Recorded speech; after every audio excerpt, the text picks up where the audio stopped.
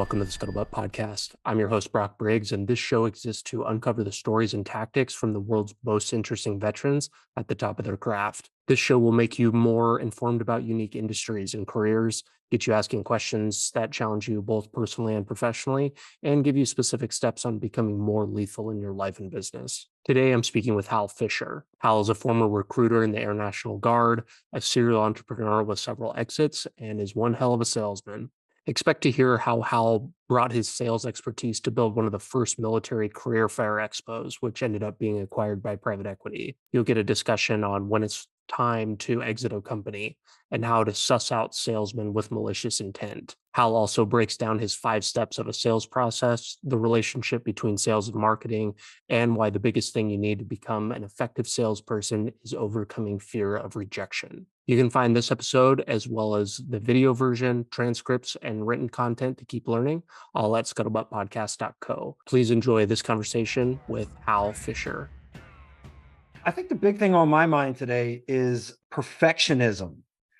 Lately, I've been running into a lot of people that are claim to be perfectionists about everything, but actually getting started doing something. Say a bit more about that. Is it that they claim to be perfectionists but aren't? Yep. I think it's this people go through this exercise when starting businesses or whatever. It's I've got to get everything right. I've got to get everything perfect before I can actually go out and do the thing. And they seem to never get started. So they're so worried about everything being perfect that it creates this inability in them to actually get started doing the thing. And I've been running into this a lot lately with folks. Why do you think that is? Ego. I think ego is the number one thing. And here's how I've been helping people wrap their head around this. What's perfect to you is not perfect to me. And what's perfect to me is not perfect to you. So really, does this perfectionism even exist? What is perfect? Well, hopefully making a lot of sales. The comment about perfectionism resonates with me in a big way because it's something I'm guilty of. Spending a lot of time on things that end up not mattering because of much bigger issues.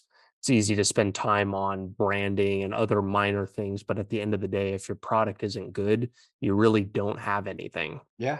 You got to get it going first, and then you can get it right.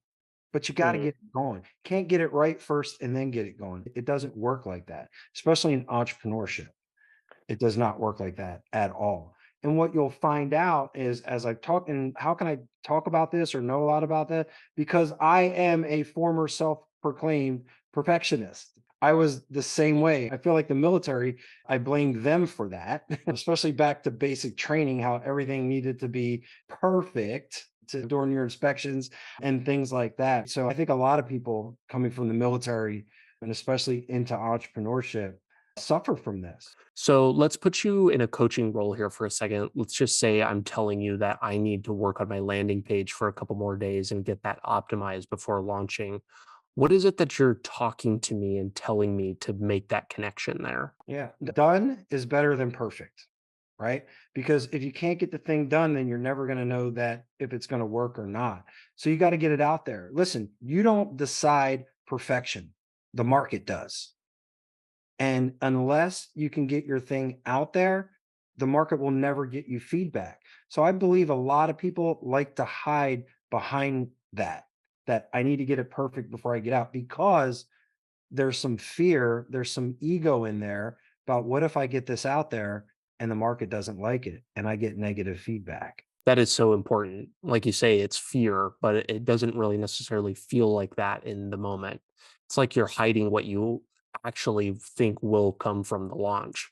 Ultimately, you need to find out if the product is actually good enough, and all these smaller things won't actually be an indicator of that. Bad landing page may not convert well, but that's not exactly the point.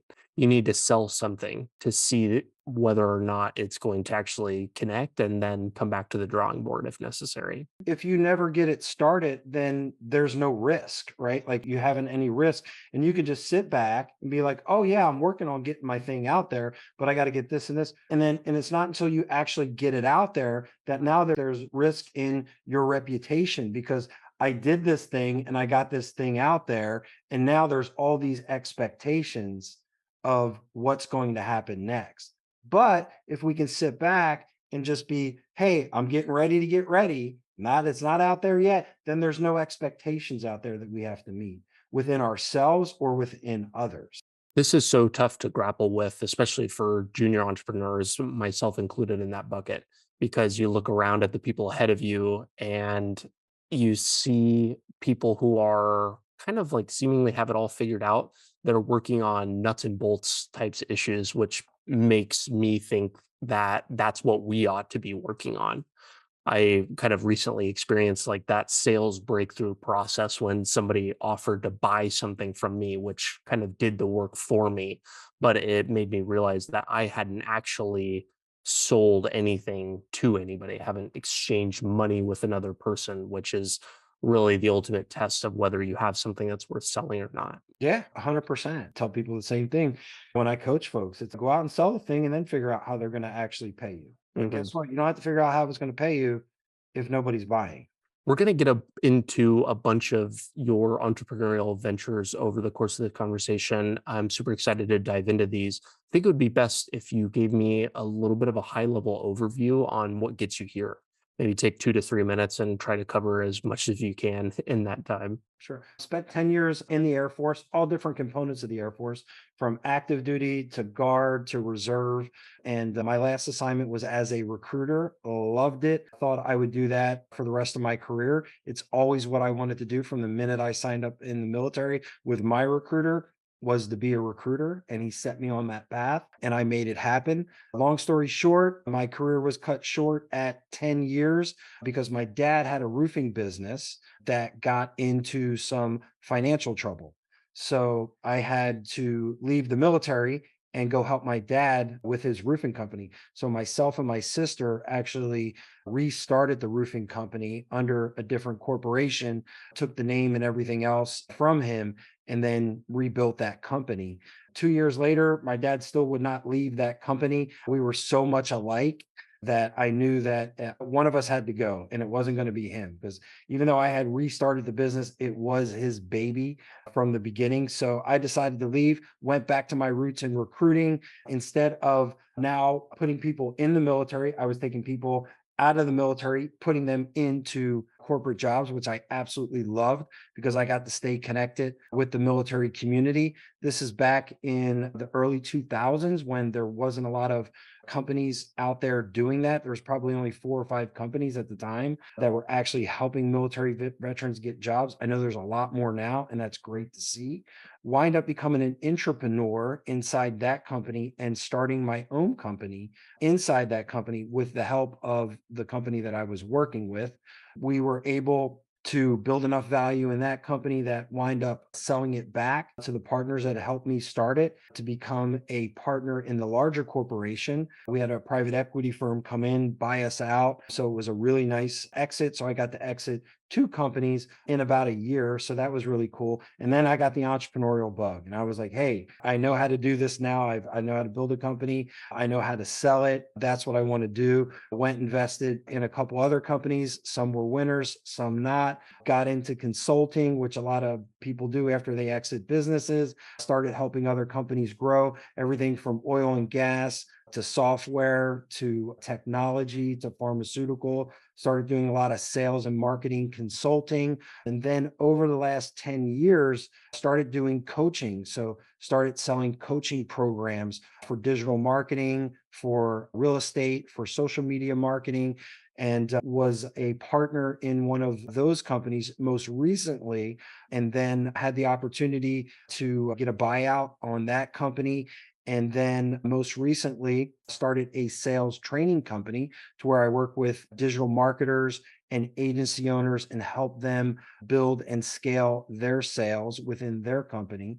And then through that, we've also started a fulfillment company for those folks that are coming in and selling at a really high level that don't have the time to fulfill, meaning building websites, doing search engine optimization, social media marketing. We have a fulfillment company now on the back end that fulfills that. And then also Startup Veteran is a passion project of mine where we every week feature a veteran entrepreneur and have them tell their story about how they started, challenges, obstacles, things like that, lessons that they learned from the military on how they're building their business and beyond. That is catches you up to date in a really short period of time over the last 30 years. You summed that up so nicely. One of the questions that jumped right out at me from the beginning, you're talking about how you jumped in to go help your dad with this company, and then in the following company, you started something internal. And you said that that was where the entrepreneurship bug kicked in. What was it that actually made that click for you? Was it the financial exit? Was it creating something from nothing? What was it that kind of drew you in? Because it sounds like maybe you've got some family roots in entrepreneurship as well. Yeah, so I think I always had an entrepreneurial bug, but didn't really know what business I would do. So having started up two businesses, restarting the roofing business, learning a lot about that. Also during that time, I went and learned how to build websites. This is back in the late 90s when it was really difficult to build websites. So I took some of my GI Bill money, learned how to build websites. So then I started to learn marketing as well. So I think taking the sales experience that I had from the military and then taking the marketing experience that I was learning on the outside and then running a business as an entrepreneur, seeing all the day-to-day tasks, and then starting to understand that I could layer those skill sets and those experiences on any other type of business.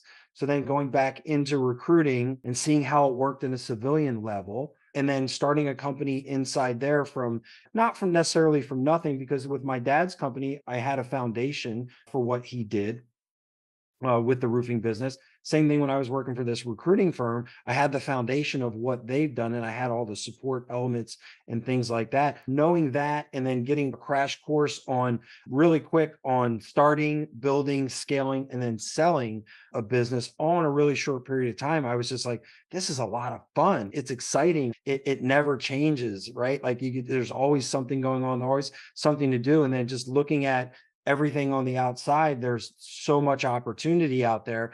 And I noticed that I could layer these skill sets that I had on two different businesses, three different businesses, really. The two were in parallel together. But then the challenge of what could I do next? Could I layer this on another business? And then I just got that entrepreneurial bug to just keep going. You're talking about layering on these skills, and no doubt over time you're adding to this toolbox, you're learning different elements of the business.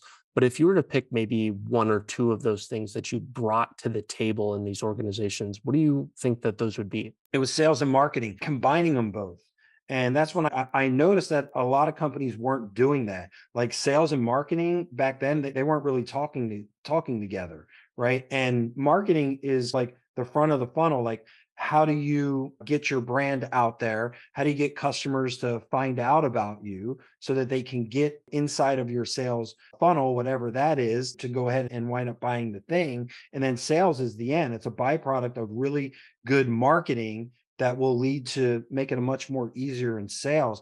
So that's when I launched LSP consulting, which meant lean sales process, which was literally integrating your marketing and your sales and having your sales teams work together. What I like to talk about is a golf analogy, right? So here's the difference between marketing and sales. So think about marketing as your driver, right? Like you're trying to drive the ball as close as you can to the hole, and the hole is the sale, right? So that as a marketer, if your marketing is that good, you hit such a long drive, the closer that you can get it to the hole, to the pin, then all sales needs to do is come in and knock it in from there. Now, if you're not great at marketing, then that's going to be a long shot for the sales guy to come in. But if you are really good at marketing, instead of having to use a 5 iron or a pitching wedge or something like that, the marketing is not that good. If it's really good, then all the sales has to do is use the putter because the marketing drove it close to the hole and sales just needs to put it in. You said that at the time businesses were not combining these two, or maybe they weren't working as closely as they should have been.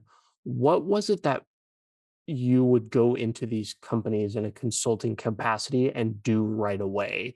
Is it that we're going to get sales and marketing team together in one room, get them on the same page, make sure we're talking about the same message? Or what exactly did that process look like? And what was the problem that you were overcoming and combining those two? Number first of all, they hated each other.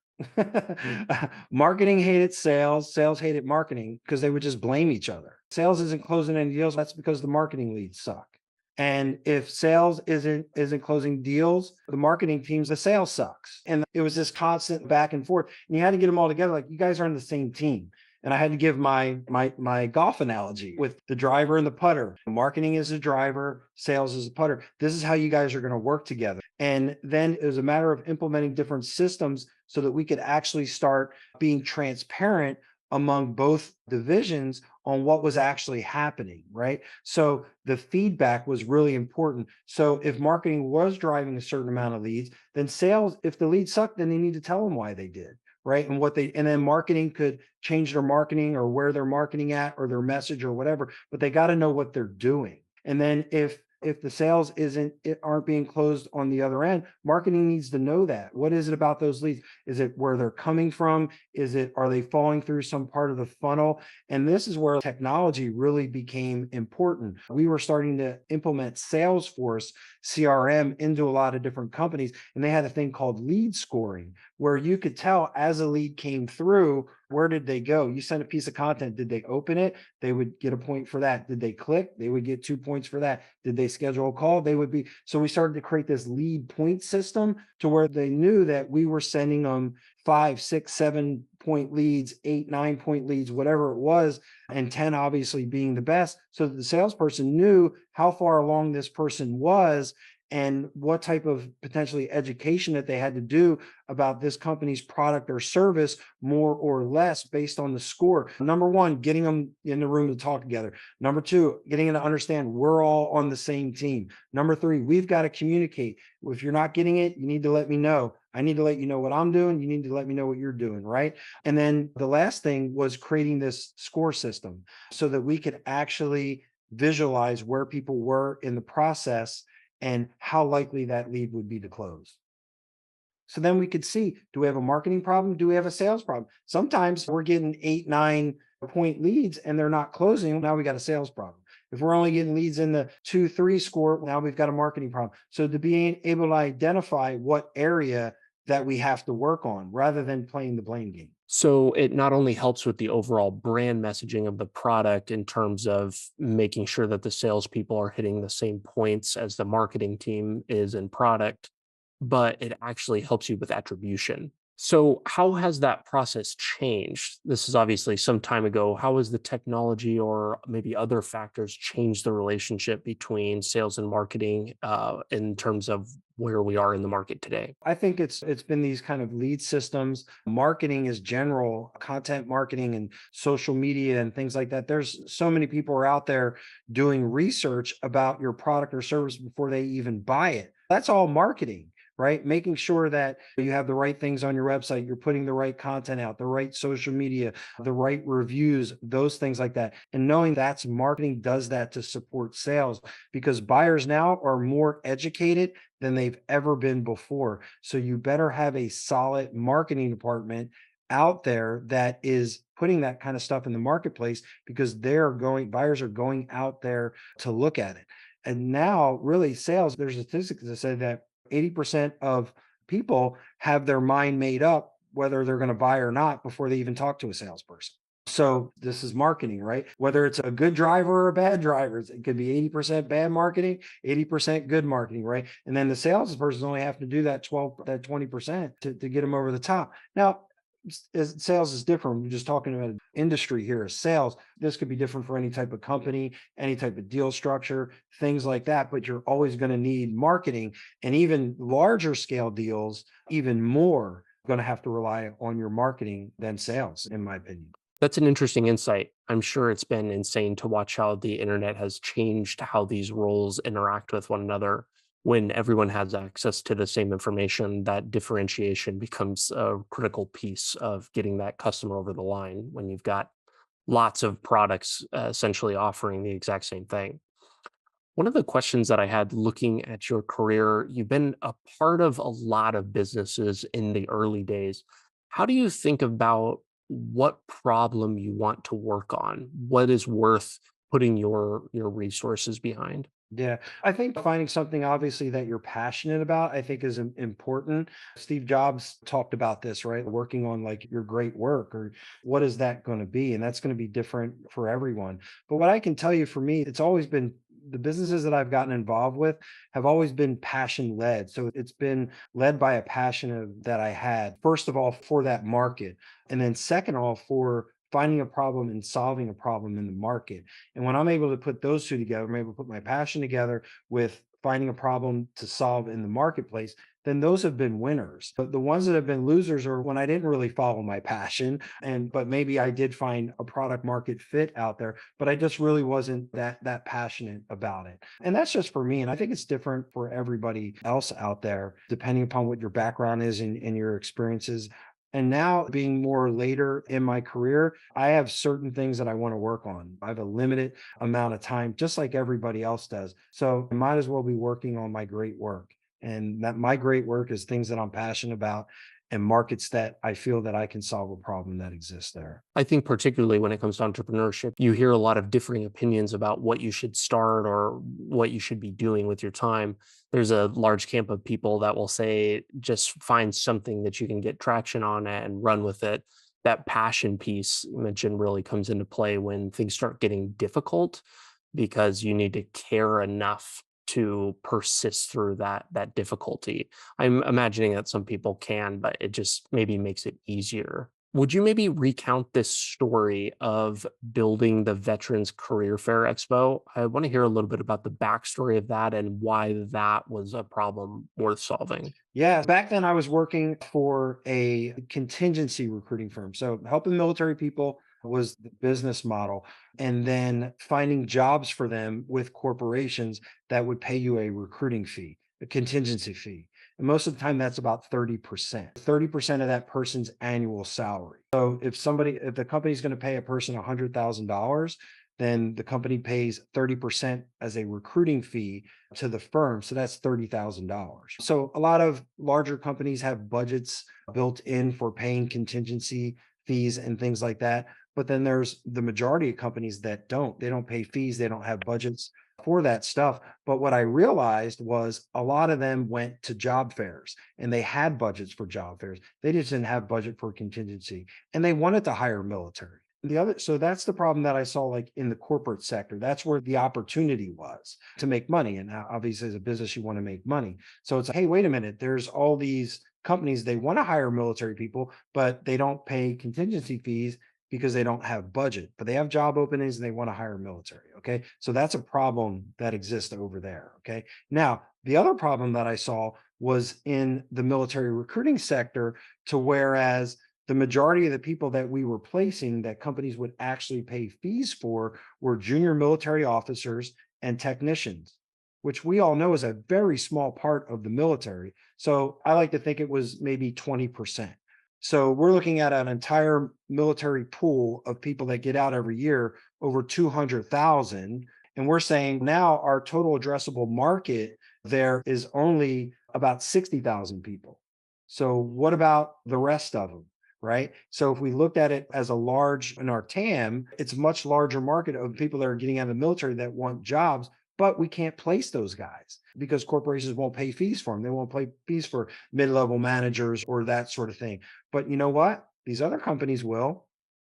So that's when the ideal dawned on me. It's like, hey, listen, we can help this other 80% of military folks, and then we can help these companies hire these military folks through job fairs. And there were only a couple companies doing it. Most of them were doing it very poorly. They were doing it on bases in cafeterias and stuff like that. And my thought process was, these guys are getting out of the military. Why are we still keeping them on bases and cafeterias, running these, herding them through these different job fairs? So my idea was like, hey, let's rent hotels, nice hotels like Embassy Suites, Marriott's, and things like that. Like most of the time in the corporate structure, that's where they're going to be, in those kind of places. And that's what we started doing. So we started hosting job fairs off the base in these very nice Marriott's, Embassy Suites, DoubleTree hotels, those type of things. And then instead of us trying to find candidates for military people and matching them like a matchmaker service. It was like an a la carte. Just invite all these military members in. These companies would pay to have a booth there or a table, and then they can hire as many as they want. And the military member can come in and have an opportunity to visit 30, 40 companies in one day. And this is just as the internet, this is early 2000s, sending resumes via email and stuff like that was super new coming on, networking, getting out front, meeting people. And obviously you send a piece of paper and it's one thing, but when you actually get in front of somebody and meet them, it's a totally different thing. So that's an idea of me taking a passion, working with military folks, finding a hole in the market, military people that need jobs that we can't place, and then companies that need military people that aren't going to pay us fees to place, and let's match those two together. And that's what we did. So the business model for you was that you would put up the upfront cost of the hotel or venue and then charge the employers to come in and solicit the people from there. That's like super clever because you're actually tackling a bigger piece of the pie, allowing employers without the budget, and then you're also getting people that pay those like hiring the contingency fees as well. And some of them we found were both. Some of them we found that they did pay fees, but only for these type of jobs. And they do go to job fairs only for these type of jobs. So we were still able to use the companies out there that were, some of them were paying us fees and coming to the job fairs as well, because they were going to other job fairs. So they might as well pay us to come to our job fair. I see a lot of the people in the in-person event businesses. They're very popular, and a lot of them actually get rolled up to private equity, which it sounds like what happened in this case here with you. Is the cash generation of these businesses so high that makes them attractive to private equity, or what is it that leads to the interest in the in-person events? I think it's talent. I think anybody that can put on an event, whether it's a job fair or whether it's some sort of a paid event, some sort of a conference or something like that, anybody that can gather a large group of people that are within a specific market segment. And then there's that demand on the other side of the people that want them, whether they want to hire them, whether they want to market to them, whether they want to advertise them. If you can put the ideal client together for somebody, and they don't have to do that on their own, like they'll pay you to do that. Mhm. And especially when it comes to hiring talent, right? Like it's tough to find good people. And you have to have a whole team. There's whole teams that just do sourcing, just go out there and find the people to interview, screen resumes, all that other stuff. But it's man, if I could just come to this one event and there's 100, 200 of the ideal people that I'm looking for, whether once again, whether it be a job fair or a conference or whatever, that's super, super valuable for somebody Mhm. to come in where I could just spend 1,500, 2,000, whatever it is to get in front of that many people. I couldn't do that on the internet for that price. Obviously, you guys were very early to the career fair event expo space for the military specifically, which are much, much more popular now. Where do you think the opportunities lie in the field today? Man, that's a great question. There's so many people out there doing military recruiting and job fairs and things like that. I think it's really a challenging space to be in. If I was going to start a recruiting company now or a job fair, definitely wouldn't be in the military space. What I would look at is different.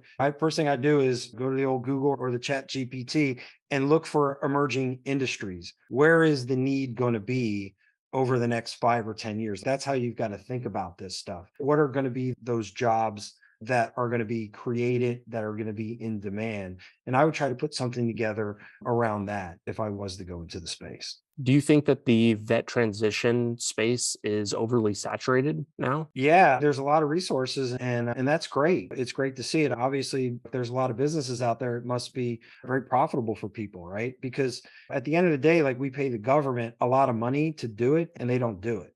So that's why private companies have to exist to get the job done. So it's great to see so many ones out there supporting the veterans. So there obviously must be some sort of a market out there for. Like I said, I've been removed from it for a while. There are a ton of agencies and nonprofits in the space. Like you say, there must be some market for it if otherwise people wouldn't be going after it. When you look at the revenue, right? As I mentioned, if somebody gets hired for $100,000 a year job, that's 30 grand. So 10 of those. So if I get 10 hires, right, then we're talking 300 grand. If I get 100 hires, talking a $3 million business. So it doesn't take a lot of deals to make a lot of money in the recruiting space. One man gang, you're placing, even if it's not 30%, I know contingency fees have went maybe down 25, 20% or whatever, but salaries sure haven't. Like they've gone up. So it doesn't take, you could literally sit there, be a recruiter, get one person hired a month and make a couple hundred grand and not have a huge overhead because all you're doing is you're just matchmaking, right? That's it. So there's not a lot of cog in there, not a lot of cost of goods because you're providing a service. So that company you ended up exiting from got acquired, and you've had a couple other exits where similar things have happened.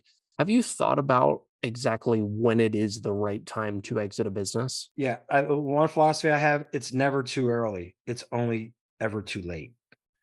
You don't want to be too late. And I think it's a personal thing. Like it's when do you know that you're ready to walk away from your business? And a lot of times it's people have personal attachments and things like that because they've grown them and those sort of things. But for me, I don't think there's ever too early. There's only too late. Have you ever maybe felt too personally attached to a business and thought about how to keep from getting to that point? Or is that okay maybe? No, I don't have any emotional attachment. At the end of the day, it's a business. And the thing about it is I started up so many of them, like I could go start another one. And that's fine. And for me, and that's what I enjoy doing. So I think there's different types of entrepreneurs at different stages.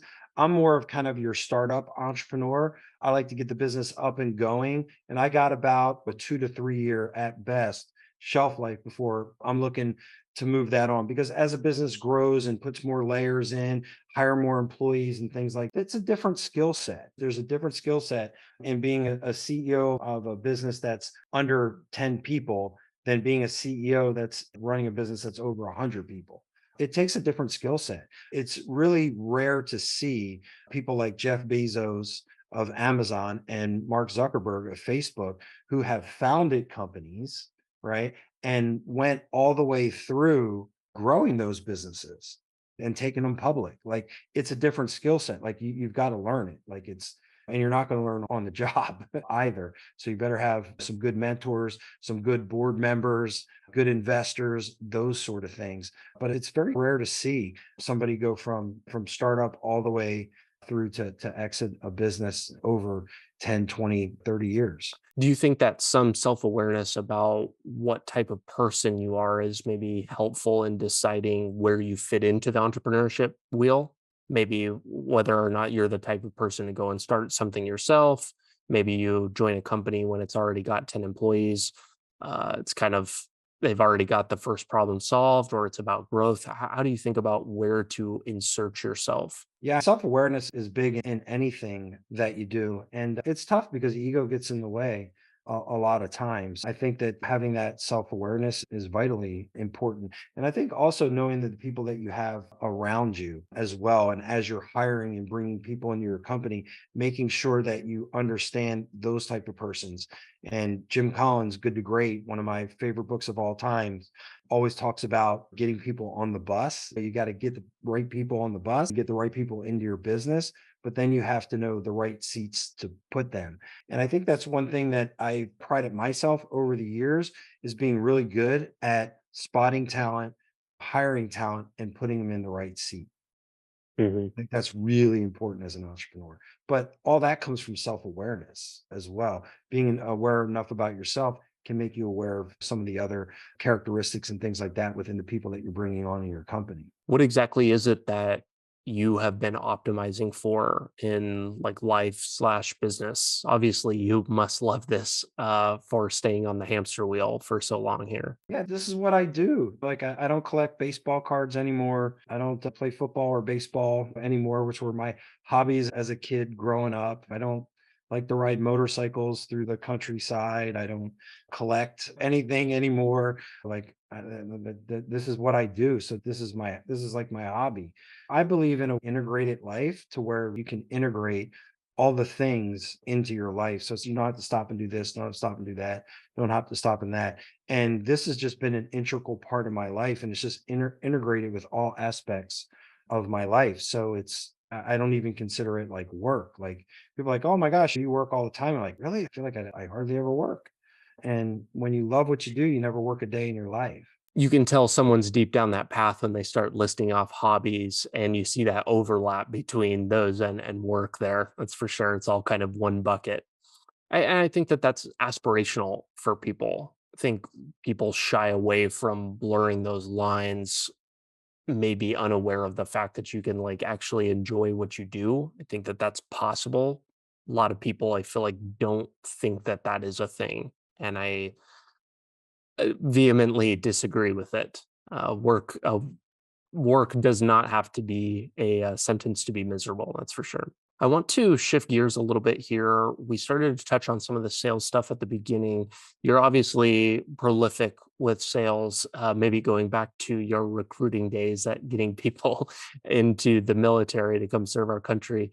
I would love to have you start off by describing what you think sales is from a high level, and then we'll see what we can learn from you on that front. Sales is one word, it's belief. It's believing in the product or the service that you have and believing that you can solve a problem with somebody else. Like that's really all sales does. It just comes down to belief. And that would be my kind of one word sum up for sales. And so I think that's first and foremost. Your best salespeople just really, I believe, strongly have a deep something deep down in within them believes that everybody needs my product. I think about the Air Force when sold the Air Force. I love the Air Force. And the way that we was taught to sell the Air Force was look at what the Air Force did for me, they could do the same thing for you. That's how we sold off of our personal experience. So you really had to love the thing to be able to say that that's true. So that's really where I was ingrained in that. And then when I went to work with my dad's roofing business, and said, man, how could you have so much belief and so much love for roofing, a product? It wasn't necessarily the roofing product itself. It was I knew that it could do for that person. That I knew that if our company put that roof on for that person, that they were going to get a great job. They were going to get backed by a company that would stand behind them and their guarantee. And that roof would protect them and their family. So that's the belief that I had when I went out there. So my whole thing was if I didn't sell somebody a roof, I felt like I was giving them a disservice. I felt that if the next guy comes behind me and sells this thing, he's not going to do as good job. He's not going to be able to stand behind this thing. Only I can. And that's why I was really successful in that. Then move over into the military. I knew the people that were coming out of the military. I knew how great they were, and I knew that corporations out there that they would find a lot of value in them being able to help them with their business. So I had this strong belief that needed to help these men and women get jobs, and we needed to help them to be able to build these corporations. So I had that belief, right? And I had that desire to want to go out there and help them solve that problem. And that's what I think it is. Do you think that you can be an effective seller without that belief? No, unless you're just a very unethical person. Sure, anybody. That's where I think a lot of people misconstrue sales, right? Because being a sales manipulator, right? Which a lot of people think, oh, sales is manipulation. Well, manipulation is only about intent. So, what is your intent? Could you be a good salesperson, not have that, but probably, but that's not really a salesman. That's somebody that's a manipulator because it's all about what their intent is. So, is Mm. your intent to manipulate somebody, or is your intent to really solve a problem? That's an interesting statement. Manipulation is all about intent because when you're selling somebody something, you're trying to manipulate what they think about the product or manipulate their perceived need of something. But maybe that's the differentiator. Have you come across of a lot of unethical sellers in your day? Yeah, especially in the roofing business. Really? That's why I was so good about selling against them because it's almost like I had an enemy out there that I was selling against. It's almost like I was back in the military trying to serve and protect. And that's the way that I felt about it. Yeah, there were a lot of very unethical people out there that hurt a lot of people and did a lot of damage to a lot of people. How exactly do you spot those types of things? Are there cues that you can look for to kind of spot that malicious intent? People will tell you all the time, you just got to ask them. Hey, what's your experience in buying a product or service like this before? And they'll tell you the good and the bad, mostly the bad. So it's just about asking the right question. What inspired you want to reach out to me? What could I possibly do? You've got so Mhm. many different options out here. Why me? So this is you talking to a prospective customer. If I was interested in knowing what their experience was before, what type of things, how have you tried to solve this problem before? Or is this the first time you've had this problem? So that gets you closer to figuring out whether they've dealt with a bad actor before so that you know what to speak to. Yep, we deal with this a lot. My sales company, they sell digital marketing services, so SEO services, website builds, things like that. 9 times out of 10, the customers that they're running into have had a bad experience with a company that has taken their money and done nothing with them. So that right out of the gate, like we have to be able to address that. So I like to call out the elephant in the room right away.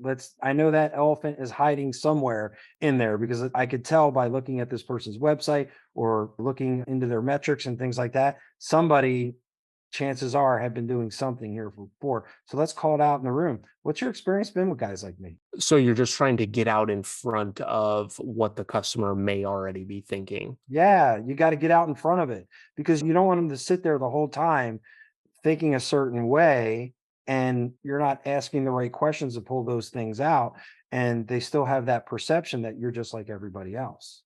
So you've got to do things differently. Yeah, so just asking really good questions. What's been your experience with dealing like people like me before? How have you tried to solve this problem before? What other things like that have you found most helpful in being an effective salesperson? Because I really love this kind of stuff. It kind of simplifies it for me, makes it a little bit more tangible. And ultimately, we're all salesmen in some capacity, whether you're applying for a job, you're selling yourself, whether you're starting a business, you're selling a product.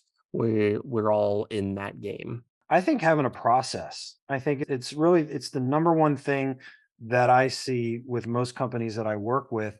They just don't have a process. They have a process for everything else, for operations, for HR, for accounting and finance and all those things, right? But they don't really, they can't tell me what their sales process is. How do you sell some? How do you take them from A all the way to Z? Like, how do you do that? And do you do it the same every way? Is there a process? Because my whole belief is that the secret is in the system. It's in the systems that you have because systems don't fail. People fail. And people fail when they don't follow systems. But you first got to have that system. You've got to have that process involved. And that's the number one thing that I see that companies don't. And what makes it even worse is I see companies that come to me all the time that want me to help them hire and build sales teams. And they talk to me about hiring people and adding people into sales roles, and they don't have any of these things in place. It's like you're almost setting somebody up for failure. Can you maybe give me an example of what a sales process looks like? Like break that down into the most basic terms and walk me through what are the most critical steps should be in somebody's process if we're just starting from scratch. Sure. For me, it's prospecting, right? The number one thing is like prospecting, call that kind of like the top of the funnel, if you will, right? Like where am I going to find people to do business with, right? And you have to have a process around that. Now that's could be a sales piece, it could be a marketing piece. Prospecting could be it's either going to be inbound or outbound. So inbound means that I'm putting social media posts, doing search engine optimization. People are finding me and they're coming into my sales funnel, aka sales process, right? Or outbound, right? I'm making cold calls, I'm sending out cold emails, those sort of things. But how are you prospecting them to get them into your funnel? What are you using? What are your process around that? Now, once you get them in, now what are you doing with them? Most of the time, it would be giving them some sort of free information. If you're roofing, it would be a free estimate, right? If you're maybe selling marketing services, it may be a free report.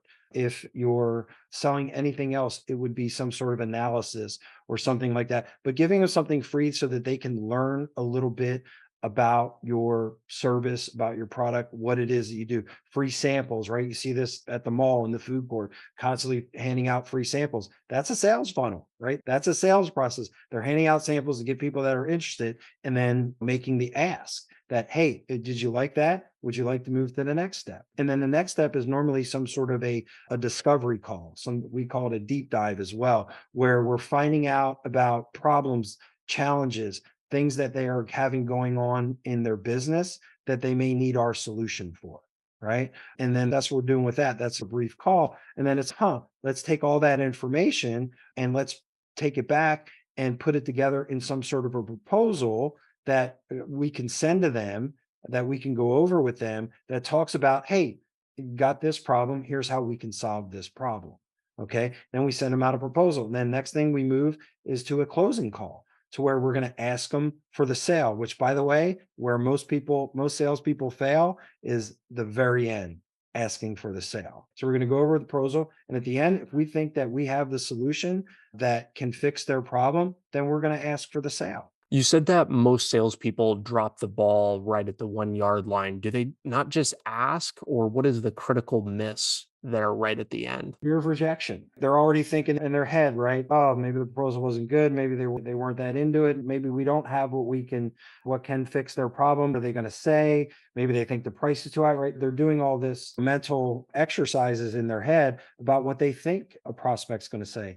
And what I always say is whenever you're just trying to think about what somebody's going to say, 9 times out of 10, you're going to be wrong. When you try to guess, that is the lowest form of knowledge that you have. When you're trying to Mhm. guess at what somebody has, just ask them. They'll tell you. And then you have to have tools to be able to work within that, which most people don't have either. That rejection is such a strong negative feeling, even if it's more often than not doesn't have anything to do with you personally. To me, it sounds like if you can't ask for the sale, either you don't believe what you're selling can fix the problem, which comes back to that passion piece you were talking about at the beginning. You're going to be passionate about what you believe in, or somebody doesn't know all of the necessary information because you didn't ask the right questions, which maybe gets back to the sales process point, and maybe there's an issue with that process. Yeah, it's interesting. Have you ever seen? I seen a video about it a long time ago. A guy on the street trying to hand out $100 bills to people. Right? Hey, here's $100 bill. No, I'm good. Here's 100. And I'm trying to hand out these 100, and people just wouldn't take it. But here's the thing: that's rejection, right?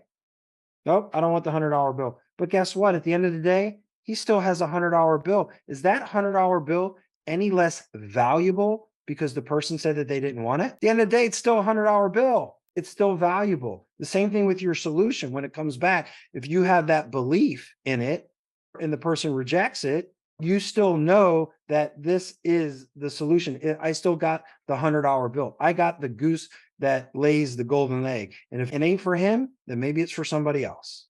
And then you got to go on to the next one. And that's what sales is. It's just that repetition, but having that process and willing to do it over and over and over and over again. And that's why Mhm. most people get that rejection and they stop, they freeze up, and then it ruins their day, their week, or they quit, or whatever it is. It's ridiculous when you think about it. It really is when you put it that way. Oh my God, one person said no. If you're selling to small business owners, there's 33 million small business owners out there. Go find another one. That's why you have a process. But this is the thing, when you have more leads, you've done the top of the funnel and you have that process where you're bringing on all these, then those no's don't bother you because you're going to get those no's. And you have to just understand that What is the antidote for overcoming rejection? mindset. It's all in your mind and it's how you perceive things in your mind. It all goes back to things that have happened in your life, times that you've been rejected, right? All those things, you don't see those things happening during the process, but that is. So you have attachment to those things and how that made you feel before when you got rejected. But attachment's a big thing. Like you have got to become unattached of the outcome. Whether that person says yes or whether they have to or whether they say no, you can't be attached to it because ultimately at the end, if you did your job, then you're good. You can't control what that person's going to say. So don't be attached to it. Detach. That's so difficult, especially getting going because we put so much heart and effort into these things. It's really, really easy to take it personally. But you've been dealing with rejection your whole life. They say that children growing up before the age of 7 have been told no 40,000 times. We should be used to it by now. You would think, like I always say, you want a good salesperson, get a kid. They're the best salespeople out there. They don't care about that rejection. So where did you lose this? Where did you lose this ability? And it's the experience and the things that have happened to you along the way. No, that's a really good point. And I think it's weird to think that at one point in our lives, we didn't feel that fear. but now we've developed it over time due to whatever mom or dad telling us something or some other weird external event that we didn't have control of, and then now that's getting us in the way of closing on a sale. Yeah, because that's what happens, right? Like the world just gets you, and it's all the junk that happens to you from then all the way on, right? A kid, you tell a kid no, right? He's going to ask you again. He's going to ask you again. He's going to ask you why. He's going to ask you questions, things like that, right? To help to understand. But we lose this when we go as we get older. And if you go into a role like sales and somebody tells you no, it bothers you so much. You don't ask any questions. You just want to go home and roll up in a ball and lay in bed. So we need to be taking lessons from toddlers and basically just ask why until we're blue in the face. And understand that that's a great opportunity to learn. If somebody does reject a proposal or wants to go another way or whatever, that's a great opportunity for you to learn on why they didn't choose your solution so that you can take that as feedback and do better on the next one. So you got to look at you never lose, you just learn, right? There's no lose, there's just learn. That's it. It's your perspective and your perspective on things. And that all starts in here with mindset. Let's say that you're starting something out brand new and you're going to build out your sales process for it. You're going to people and everybody is telling you no. How do you think about when it's time to change the offer as opposed to perhaps when you haven't spoken to enough people yet? If everybody's saying no and everybody's saying no for the same reason, then that's feedback. So you've got to take that and you've got to go back and a couple different things. Maybe you don't have product market fit. Maybe your price too high. Maybe your price too low, right? Whatever it is, like all that stuff is feedback. You got to take that and go back and understand what your customer wants. And this all is front loaded. This is, if you're talking about being this way as an entrepreneur, starting a business, most people haven't done that in the beginning. They haven't done the proper market research to find out if they had product market fit. Because if so, you would have found this out in the beginning, not at the end of the sales cycle, and you would have never pursued it. Not talking to enough people in the industry to find out if this is even something that the market wants. Is this something the market wants? Is this something that the market can afford? And is this something that the market will pay for? Then you got product market fit. They're all really good questions and things to be considering as you're bringing a new offering or maybe even trying out an existing one on the market. Do you have any other techniques, frameworks, things that sit on the front of your mind as you're selling something or thinking about starting a business? Yeah, I always share this with whoever I talk to. I didn't come up with all this stuff. I'm just not that smart. I came from the Philadelphia public school system, barely. Went in the military at 17, barely. And I did not learn all this stuff on my own. I've read a lot of books, I've had a lot of mentors, and I've developed my own style with it, but I lay on a lot of people that have come before me. And one of the persons that I will pay homage to here and give everybody who's watching this a resource to is a guy by the name of Chris Voss. Chris Voss has a book out there called Never Split the Difference. It's all about negotiation. That's what sales is. It's all about negotiation. He's a former FBI hostage negotiator. So he knows a lot about negotiation and he will give you a lot of stuff that you can use and the framework that you can use throughout your whole sales process. And that he won't show you what a sales process is or any of that sort of stuff. But what he will do is he will help you with certain sales tactics, techniques, strategies, things like that. I could sit here and train on that for hours on the stuff that I learned. And it's not even a sales book, right? Like it's a negotiation book. But at the end of the day, everything in life is a negotiation. What other books or people do you find yourself referencing that you think would be helpful for the sales warriors listening to this call? Yeah, I read a lot of mindset books as well. I've been doing sales for a while. I have a lot of experience on that. I can learn from anybody. I listen to a lot of podcasts from different sales leaders. I listened to a lot of social media videos, things like that. But really, the mindset piece is the biggest thing that I think people neglect. And everybody just wants to know the tactic. They want to know the strategy. But most of us all have mindsets that will not allow us to actually deliver on the majority of those things until we get our mind. Get the mind, then you get your grind. All right. I read a lot of stuff by special operators, Navy SEALs, books like that. I love everything by David Goggins. You Can't Hurt Me, and then his latest book as well. There's another book that a lot of you might not be aware of, but actually, I think this guy lives down by you, Brock, in the Virginia Beach area. His name is Rich Vinny. He's a former Navy SEALs officer, commander, and he wrote a book called The Attributes. And it talks about all the attributes of top performers. Highly recommend that book. So that's where I spend a lot of my time in reading. There's a couple resources there on sales now. Like I said, it's just I pick up a tactic here, but really, you won't learn it in a book. You won't learn it in a course. You're only going to learn it in the course of action. So you got to get out there and put the stuff into action, and you will learn far more than you ever will in a book or a course or a program or a podcast or a post. Get out there, do the work. I like it. And that rounds out your opening points about the perfectionism really nicely. There's really nothing that's going to get you to the point where you're ready other than just doing it. Hal, I really appreciate this conversation. It's been very informative, educational, and entertaining for me. I believe that the audience will have enjoyed it as well. What is the most important thing that we can take away from you today? Action, imperfect action, massive. Take a lot of actions, go out, make a lot of mistakes, and that is where you'll figure things out, right? And I think that the ability to take action, I think, is something that is missing in this world on a lot of different places, not just in business, but the ability to stand up, make a stand for something, go out and take action, be okay to fall on your face, laugh at yourself. It's okay, and get back up, dust yourself off, and go do it again and figure it out. And I think as military folks, like we have an innate ability to really do those sort of things because of the training and the experiences that we've had. But that's probably the biggest thing that I can leave you guys with.